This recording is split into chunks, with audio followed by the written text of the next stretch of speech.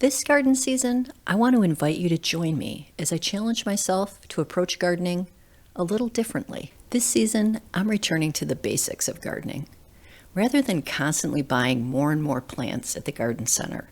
This season, I'm focusing my efforts on growing plants from seed, propagating plants from cuttings, and dividing the plants I already have in my garden to make more. This season, I've decided to step away from the fast-paced world of gardening influencers and return to the roots of true gardening.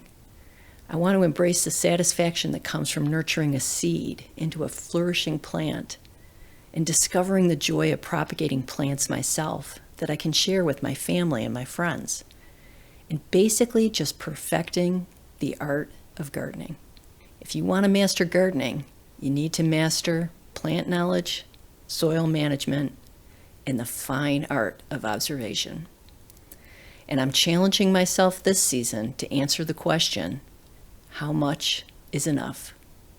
How much more stuff do you really need to buy? Instead of buying plants, I want to improve my gardening skills. I want to grow plants from seed, and I want to propagate plants. And there's no better way to learn about plants than to grow and nurture them yourself. Last season, one of my favorite projects was creating a pollinator garden. I've been systematically trying to remove the amount of lawn that I have in my front garden. And last season, I removed a huge patch of lawn and replaced it with a pollinator garden.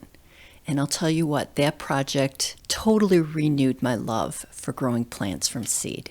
There's something so magical about just planting this tiny little seed and then watching it grow into a mature plant.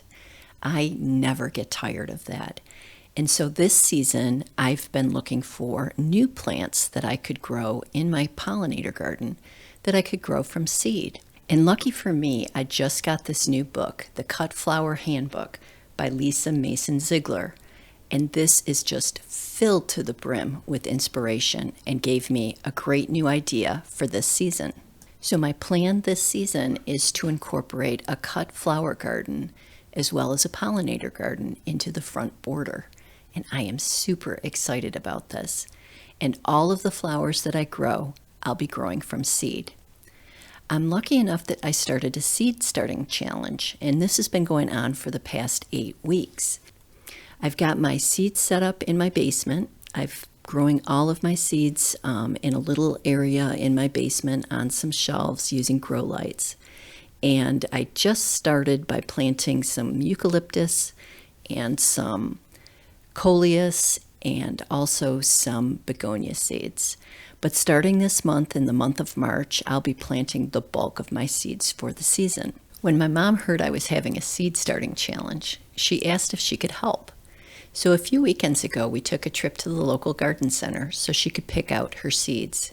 And I'll tell you what, this reminded me of just the thrill of holding those seed packs in your hands and picking out what you're going to buy and what you're going to plant for the upcoming season. I think my mom said it best when she said, these gets you really excited to plant a garden. They do. So the seeds that I picked out that I'm most excited about are all seeds I'll directly sow into the garden. The first one is this zinnia, Queenie Lemon Peach.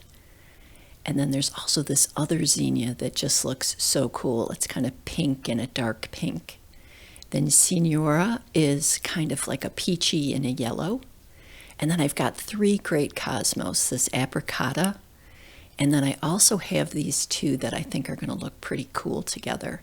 One is like a deep burgundy-ish red, and the other one is this candy stripe, which is white with red edges. Now, the thing I haven't decided is whether I'm going to incorporate the cutting flowers into the regular pollinator garden and just leave it as it is, or if I'm actually going to create a separate border for the cutting flowers. But yesterday, it finally started warming up a little bit, and I started cleaning up the pollinator garden.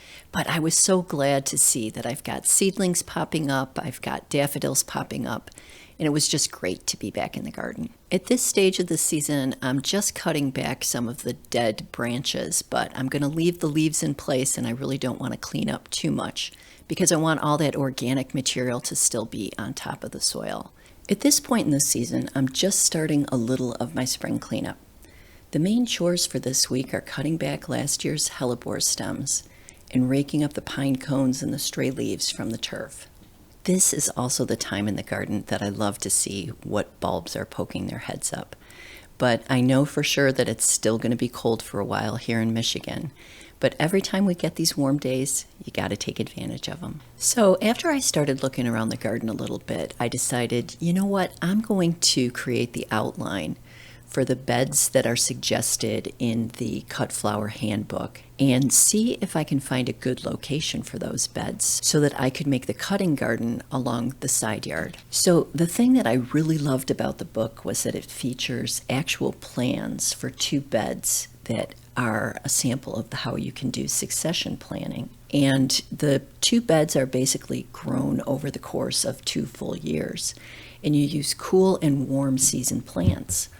And the recommended bed size that she gave for home gardens are 2 beds, each 3 feet by 10 feet in size. And so what I'm doing right now is I'm taking a tape measure and I'm going to see if I can find a good place in full sun that I can stick these 2 beds that are 3 feet wide and 10 feet long. The location I have in mind is right along our side yard. We had to have a white pine tree removed in this area last season after it got totally destroyed by an ice storm.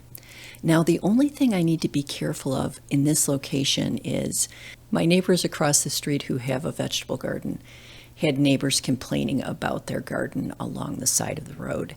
So I need to make sure that this garden is going to look presentable. As far as creating the beds, my plan is to obviously remove any of the lawn that's still there and to deal with some existing roots that may be in the ground. What I'll be doing is creating raised mounded beds to grow the annuals in. This way I can make sure that the soil and the compost that I'm using are good for growing, and I'm not going to run into trouble with, running into roots that might be still there from the old tree. So I invite you to join me this season as we return to some of the fundamentals of gardening. Just remember, we don't need to get caught up into the endless cycle of buying white potted plants. If we really want to master the art of gardening, we can do it by growing plants from seed, propagating plants ourselves, and dividing what we already have. I'm firmly of the opinion that the best way to learn is through hands-on experience, and there's no better way of learning about plants than trying to grow them yourselves and taking care of them. I'd love to hear what you think about the cutting garden. What do you think? Do you want to join me this season? I'll be sure to leave a link to the Cut Flower Handbook by Lisa Mason Ziegler in the description below. That's it for this video, friends, and I'll see you in the next one. Anywhere I feel like